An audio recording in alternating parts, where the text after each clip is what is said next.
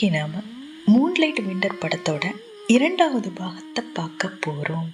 நான் இன்னைக்கு இந்த கதையை செபம் சொல்ற மாதிரி சொல்றேன். இப்போ வாங்க வீடியோக்குள்ள போகலாம்.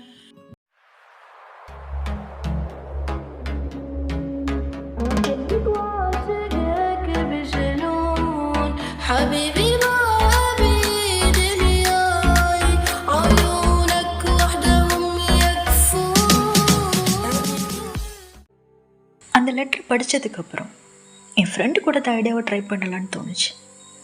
பட் அதுக்கு முன்னாடி இந்த லெட்டரை என் அம்மாவும் படிக்கணும் அப்படின்னு ஆசைப்பட்டேன். ஸோ அந்த லெட்டரை எடுத்த இடத்துல கமுக்கமாக வச்சுட்டு என்ன பண்ணுறாங்கன்னு பார்த்தேன். என் அம்மாவும் அந்த லெட்டர் எடுத்து பார்த்தாங்க. அந்த லெட்டரில் ஜூன் ஆண்டி பேரை பார்த்ததுமே என் அம்மா முகத்தில் ஒரு வித மாற்றத்தை என்னால் உணர முடிஞ்சது. அந்த மாற்றம் என் அம்மாவோட மனசுலேயும் அதே உணர்வு இருக்கிறத பிரதிபலிக்கிற மாதிரி இருந்தது. என் அம்மாவோட முகத்தில் ஒரு குட்டி புன்னகை தான் வந்தது. ஆனால் அதுவே எனக்கு அவ்வளோ சந்தோஷமாக இருந்தது.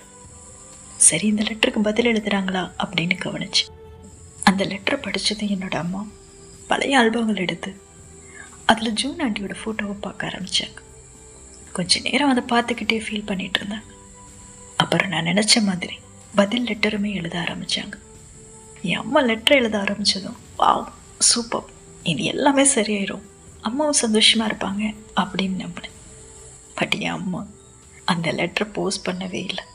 அதுக்கப்புறம் நான் என்ன பண்ணேன்னா, பண்ணும்போது எனக்கும் கொஞ்சம் ஆக்வர்டாக தான் இருந்தது. இருந்தாலும் அம்மாவோட சந்தோஷத்துக்காக பண்ணிக்கலாம் அப்படின்னு மனசுக்கிட்ட சொல்லிட்டு என் அம்மா எழுதின லெட்டரையுமே எடுத்து நான் படித்தேன். அந்த லெட்டரில், அன்புள்ள ஜூன், நல்லா இருக்கியா? உன் லெட்டர் கிடச்சதுமே நான் இந்த லெட்டரை உனக்கு எழுதுறேன். எனக்கு அளவுக்கெல்லாம் எழுத தெரியாது, இருந்தாலும் நான் ட்ரை பண்ணுறேன்.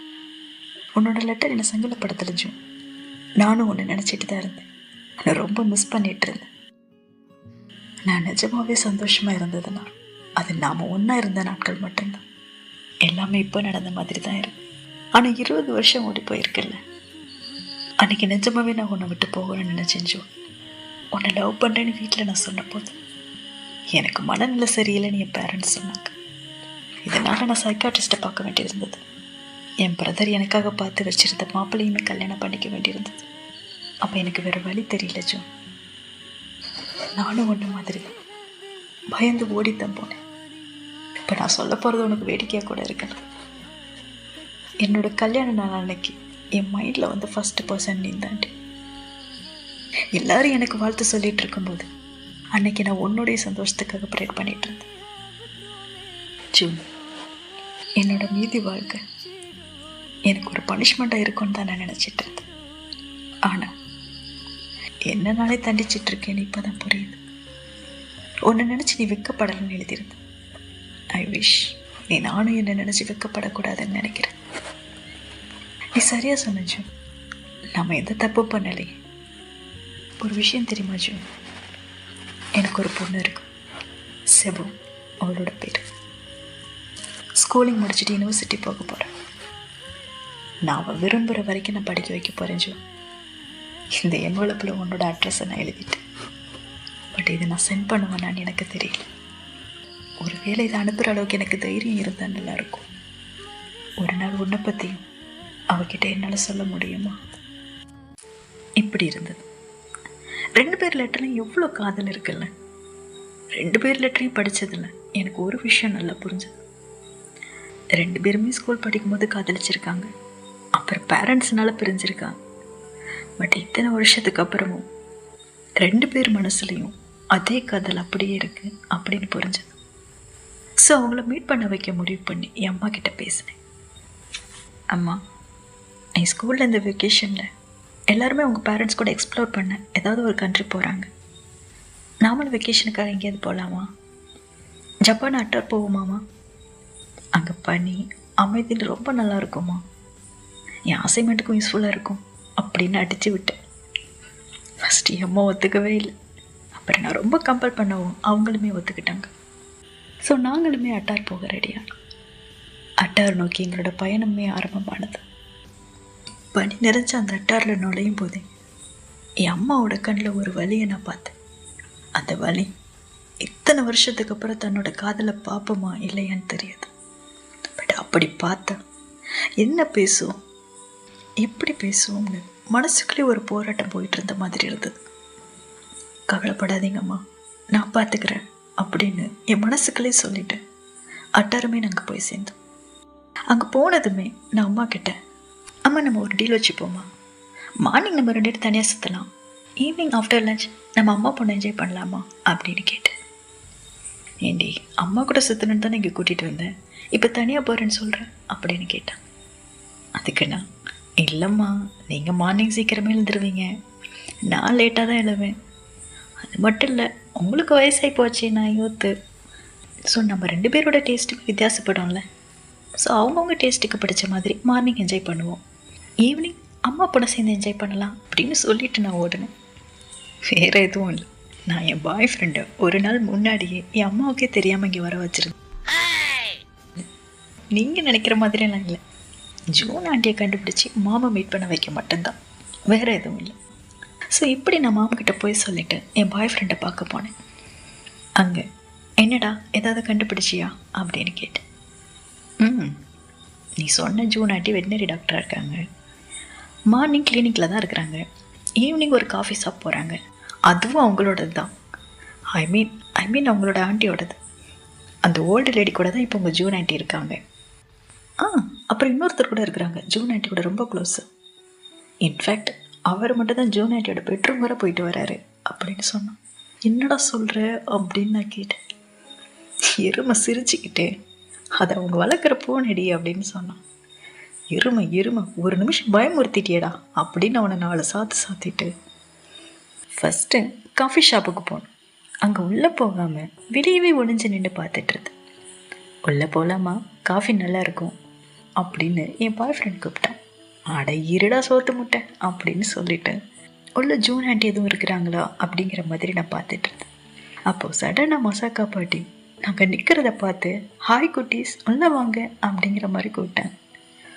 அவ்வளோதான், எடு ஓட்டத்தைன்னு அங்கேருந்து தெரிச்சு ஓடிட்டேன். சரி, ஷாப்பு செட் ஆகலை, நம்ம டைரெக்டாக ஜூன் ஆண்டி மீட் பண்ணிடலாம் அப்படின்னு அவங்க வீட்டுக்கு முன்னாடி போய் நின்று.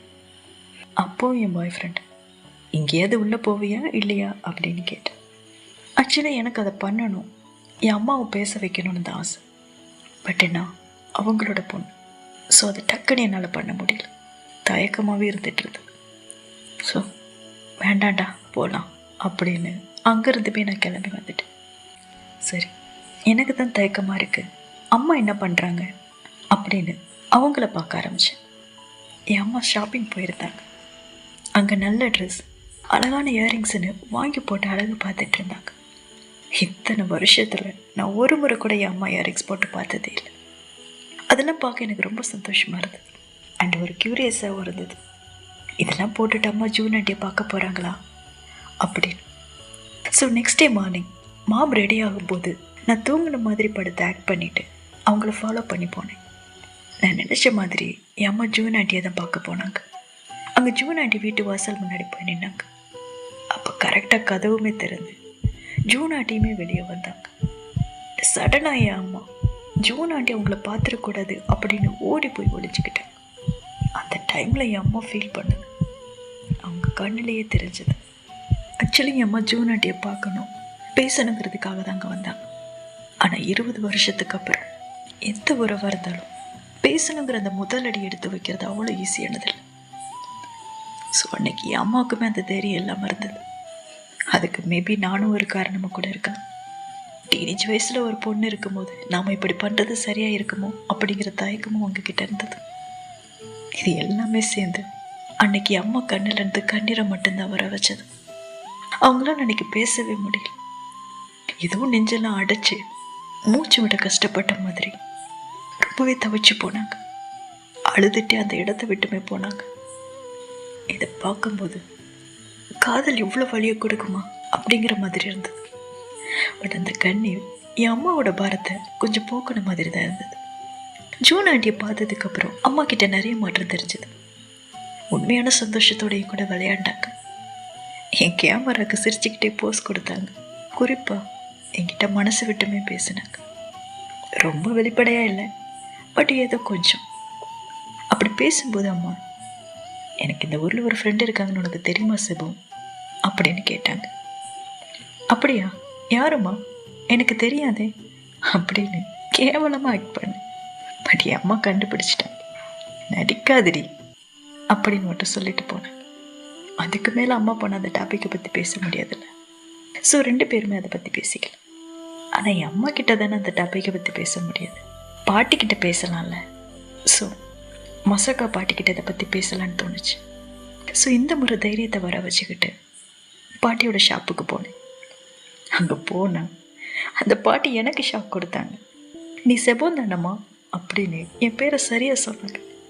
அது எப்படி உங்களுக்கு தெரியும் அப்படின்னு கேட்டேன். யாரும்மா காதலன்னு தான் சொன்னாங்க. ஜஸ்ட்டு என் பேர் ஷெபோ, அவனோட கேர்ள் ஃப்ரெண்டுன்னு மட்டும் சொல்லியிருந்ததா சொன்னாங்க. சரி, அப்படியே பேச ஸ்டார்ட் பண்ணிடுவோம்னு. உங்களுக்கு ஜூன் ஆண்டியை தெரியுமா அப்படின்னு கேட்டேன். அவள் என்னோட அண்ணா பொண்ணு தான். ஆமாம், அவளை எப்படி உனக்கு தெரியும்? நீ யாரும்மா அப்படின்னு கேட்டேன். நான் அவங்க ஃப்ரெண்டு யூகியோட பொண்ணு அப்படின்னு சொன்னேன். அவங்க தெளிச்சு போய் என்னை பார்த்தேன். நான் தொடர்ந்து பேச ஸ்டார்ட் பண்ணேன். பாட்டி, எனக்கு ஒரு ஹெல்ப் பண்ணுறீங்களா? ஜூன் ஆண்டியை நான் மீட் பண்ண முடியுமா அப்படின்னு கேட்டேன். பட் அப்பவும் அவங்க ஸ்டன்னாகி தான் என்னை பார்த்துட்டு இருந்தாங்க. ஸோ நான் என் அம்மாவுக்கு ஆண்டியில் என்ட்ரு போட்டிருந்தாங்க. ஸோ அதை பற்றி கொஞ்சம் பேசணும்னு நினைக்கிற பாட்டின்னு சொன்னேன். உடனே பாட்டி, நீ அதை படிச்சியா அப்படின்னு கேட்டேன். நான் ஆமான்னு சொன்னதும், அந்த லெட்டர் ஜூன் தான் எழுதுனேன். ஆனால் அதை அவள் போஸ்ட் பண்ணவே இல்லைம்மா. பட் அதை போஸ்ட் பண்ணது நான் தான். சாரி செல்லம், யூவிக்கு ஒரு பொண்ணு இருக்கும், அந்த லெட்டர் அவள் படிக்க நேரிடும் அப்படின்லாம் நான் எதிர்பார்க்கல அப்படின்னு ஃபீல் பண்ண ஆரம்பித்தாங்க. அப்போ நான் அவங்கள சமாதானப்படுத்தி, பாட்டி ரிலாக்ஸ், நீங்கள் நினைக்கிற மாதிரிலாம் எதுவும் இல்லை அப்படின்னு சொல்லி அந்த லெட்ரு வர்றதுக்கு முன்னாடி இருந்து கடைசியாக ஜூன் ஆண்டி அம்மா பார்த்தது வரைக்கும், அதுக்கப்புறம் அவங்கக்கிட்ட ஏற்பட்ட மாற்றம் எல்லாத்தையும் சொல்லிட்டேன். பாட்டி, என் அம்மா என்கிட்ட இதை பற்றி எதுவும் பேசுனதில்லை. ஆனால் இப்போவும் ஜூன் ஆண்டியோட ஞாபகம் அவங்களுக்கு இருக்குன்னு என்னால் உறுதியாக சொல்ல முடியும். மேபி நான் இருக்கிறதுனால அவங்க மூவ் ஆன் ஆக மாட்டுறாங்கன்னு நினைக்கிறேன். நான் ஒரு தடவை அவங்களுக்கு இருக்க விரும்பலை பாட்டி. என் அம்மா இத்தனை வருஷம் தனிமையில் இருந்துட்டேன். இனி அப்படி இருக்கிறதுல எனக்கு விருப்பமே இல்லை. அட்லீஸ்ட் ஒரு ஃப்ரெண்டாவது ஜூன் ஆண்டி அம்மா கூட இருந்தால் நல்லாயிருக்கும். அதுக்கு எனக்கு உங்கள் ஹெல்ப்பு தேவைப்படுது ஆண்டி. அதுக்கு எனக்கு ஹெல்ப் பண்ணுறீங்களா அப்படின்னு கேட்டேன். அதுக்கு மசாக்கா பாட்டி, உன் அம்மா மட்டும் இல்லைம்மா, ஜூனும் அப்படித்தான் இருக்கு. ஜூனோட அப்பா அம்மா பிரிஞ்சதுக்கப்புறம் ஜூன் அவளை யாரும் கண்டுக்க கூடாதுன்னு என் கூட வந்திருந்துட்டு. எனக்கு எல்லாமே தெரியும்டா. ஆனால் வருடங்கள் ஓடும்போது எல்லாமே மாறும் அப்படின்னு. பட் எதுவுமே மாறலை. கல்யாணம் பண்ணிக்க மாட்டேன்னு பிடிவாதமாக இருந்துட்டேன். ஸோ அவளுக்கு ஒரு அடையாளத்தை உருவாக்க தான் அவளை வெட்னரியே நான் படிக்க வச்சேன். பட் என்னால் அவளோட அந்த தனிமையை மட்டும் எப்பவுமே போக்க முடியல. சரி, அவள் ஒரு லெஸ்பியன், வேற பொண்ணையாவது டேட் பண்ணுவா அப்படின்னு நான் எதிர்பார்த்தேன். பட் அதுவுமே நடக்கல. அவளை தேடி வந்து ப்ரப்போஸ் பண்ண வந்த பொண்ணு கூட எதுவும் சொல்லிடாத, சீக்ரெட் எப்பவும் சீக்ரெட்டாக தான் இருக்கணும்னு சொல்லி அனுப்பிட்டேன். இவளை நான் என்ன பண்ணுறது? கடைசி அந்த லெட்டரை கூட நான் அவளோட ரூமை க்ளீன் பண்ணும்போது தான் என்னோட கண்ணில் பட்டுச்சு.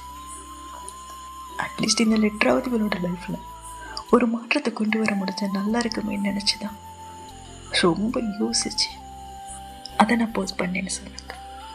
சூப்பர், இது போதுமே எனக்குன்னு நினச்சிக்கிட்டு, பாட்டி நம்ம 2 பேருக்கும் கோல் ஒன்று தான், நம்ம ஏன் அவங்கள மீட் பண்ண வைக்கக்கூடாது, நான் சொல்கிற மாதிரி பண்ணுறீங்களா அப்படின்னு கேட்டேன்.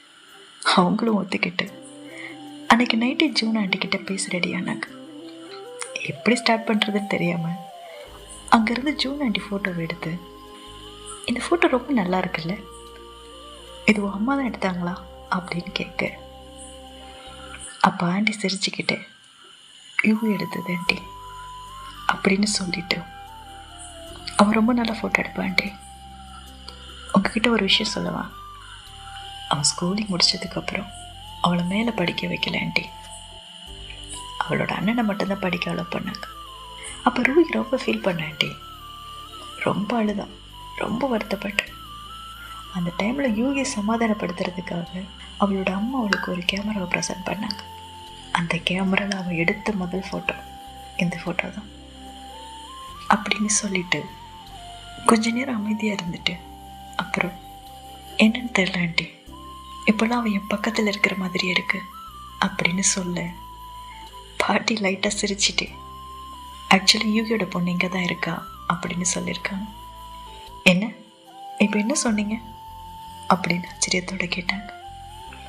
அப்போ பாட்டி செபம் அவளோட பேர் அப்படின்னு சொல்ல சந்தோஷம் கலந்த ஆச்சரியத்தோட, என்ன அவளோட பேர் கூட உங்களுக்கு தெரியுமா, ஏன் என்கிட்ட இதை பற்றி சொல்லவே இல்லை, முழுசாக சொல்லுங்கள் ப்ளீஸ் அப்படின்னு அவங்க சொல்ல, நாளைக்கு உன்னை மீட் பண்ண முடியுமான்னு கேட்டிருக்கா அப்படின்னு சொல்ல, நாளைக்கா என்னையா அப்படின்னு கேட்டுட்டு சிரிச்சிட்டு ரொம்ப வித்தியாசமான பொண்ணாக இருக்கால அப்படின்னு சொல்லிட்டு அடுத்த நாள் நான் கேட்ட மாதிரி என்னை பார்க்க வந்தாங்க. அவங்க என்னை பார்க்க வந்துட்டாங்க. பட் அவங்கள பார்த்தது எனக்கு வார்த்தையே வரல. பாட்டிக்கிட்ட ஃபுல்லாக பேசினேன், பட் ஜூன் ஆண்டிக்கிட்ட சுத்தமாக பேச வரல. கொஞ்சம் தயக்கமாகவும் பயமாகவும் இருந்துச்சு. சரி இவ்வளோ தூரம் வந்துட்டோம், பின் வாங்கக்கூடாது அப்படின்னு தைரியத்தை வரவழைச்சிட்டேன். ஆண்டி, உங்களை மீட் பண்ண நான் ரொம்ப நாளாக நினச்சிட்டு இருந்தேன். என் அம்மா உங்களை பற்றி நிறைய சொல்லியிருக்காங்க அப்படின்னு சொன்னேன். உடனே ஆண்டி நிஜமாவா அப்படின்னு கேட்டேன். அவ்வளோதான். அப்புறம் நான் உளர ஆரம்பிச்சிட்டேன். அது அம்மா இந்த மாதிரி என் கூட வரல ஆண்டி, நான் என் ஃப்ரெண்டு கூட தான் வந்தேன். அவனுக்கும் எனக்கும் சின்ன வாய்க்கா தகராறு, ஸோ கிளம்பிட்டான். இப்போ நான் தனியாக தான் இருக்கேன் ஆண்டி. நாளைக்கு நான் கொரியா கிளம்பிடுவேன். இன்னைக்கு நைட் நான் தனியாக இருக்க விரும்பல ஆண்டி. ஸோ ப்ளீஸ் இன்றைக்கி நைட் டின்னர் என் கூட வருவீங்களா? எனக்குன்னு உங்களை தவிர இங்கே யாரும் இல்லை ஆண்டி. ஸோ ப்ளீஸ் கண்டிப்பாக வந்துடுங்க அப்படின்னு சொல்லிட்டு பாட்டி எப்படி அவங்கள அனுப்பி வச்சிருவாங்க அப்படிங்கிற நம்பிக்கையில் அவங்க பதிலை கூட நான் எதிர்பார்க்காம அங்கேருந்து ஓடியே வந்துட்டேன். அப்புறம் நான் எம்மாவுக்கு கால் பண்ணி ஒரு லொக்கேஷனை சொல்லி, அம்மா இங்கே ஒரு 6 மணிக்கு வந்துடுங்க, நம்ம என்ஜாய் பண்ணலாம் அப்படின்னு கூப்பிட்டேன். ஈவினிங் 6 மணியுமே ஆச்சு. அம்மா ஈவினிங் மதர் டாக்டர் என்ஜாய் பண்ண கூப்பிட்றேன் அப்படின்னு நினச்சேன். நான் சொன்ன பிரிட்ஜுக்குமே வந்து வெயிட் பண்ணிட்டு இருந்தாங்க. என்ன நடக்க போகுதோ அப்படிங்கிற எக்ஸைட்மெண்ட்டில் நானும் ஒரு ஓரமாக மறைஞ்சு நின்று பார்த்துட்டு இருந்தேன். அப்போ ஜூன் ஆண்டியுமே வந்தாங்க. அது ஒரு ரஷ்ஷான ஏரியா, அங்கே எங்கே ஆட்கள் நடந்துட்டு இருந்தாங்க. அந்த கூட்டத்தில் ஒருத்தர ஜூன் ஆண்டி என் அம்மாவை கிராஸ் பண்ணி போயிட்டு இருந்தாங்க.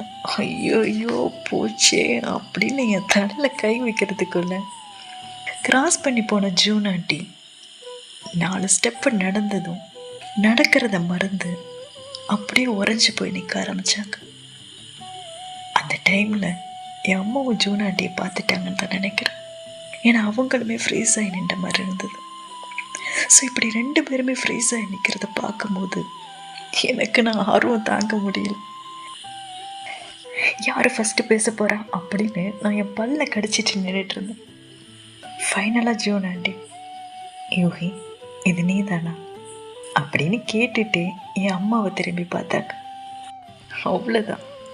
20 வருஷம் மௌன விரதம் கலைஞ்ச மாதிரி ஒருத்தர் பார்த்துக்கிட்டேன்.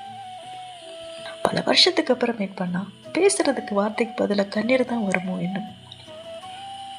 அன்னைக்கு அம்மா ஜூன் ஆண்டியை பார்க்கும்போது எப்படி ஃபீல் பண்ணி அழுதாங்களோ அதே உணர்வு அப்போ ஜூன் ஆண்டி கண்ணில் என்னால் பார்க்க முடிஞ்சது. நீண்ட நேர அமைதி, இமைகள் மூடாத பார்வை, கண்கள் நிறைய கண்ணீர். இப்படி 2 பேரும் ஒருத்தர் பார்த்துக்கிட்டதுக்கப்புறம் 2 பேருமே ஒன்றா பேசிக்கிட்டு நடந்து போகிறத பார்த்தேன். அதை பார்க்கும்போது எனக்கே அவ்வளோ ஃபீலிங்காக டச்சிங்காக இருந்தது. இனிமேல் என் அம்மா தனியாக இருக்க மாட்டாங்கடா அப்படின்னு ரொம்ப சந்தோஷப்பட்டேன். சரி அதுக்கப்புறம் உன் அம்மா அவங்க கூட சேர்ந்து வாழ்ந்தாங்களா அப்படின்னு கேட்டால் அதான் இல்லை. பட் அந்த நாளைக்கு அப்புறம் 2 பேருமே ரொம்ப சந்தோஷமாக இருந்தாங்க. அவங்களோட உணர்வுகளை கடிதங்கள் மூலமாகவே எந்த தயக்கமும் குற்ற உணர்வு இல்லாமல் பகிர்ந்துக்க ஸ்டார்ட் பண்ணாங்க. இப்போதைக்கு அம்மா சந்தோஷமாக இருக்காங்க. ஃப்யூச்சரில் 2 பேரும் சேர்ந்து வாழ்ந்தாலும் நான் எந்த அப்ஜெக்ஷனும் சொல்ல போகிறதில்ல. அது அவங்களோட உரிமை, அவங்களோட லைஃப். ஸோ இவ்வளோதான். இவ்வளோதான் என் அம்மாவோட கதை.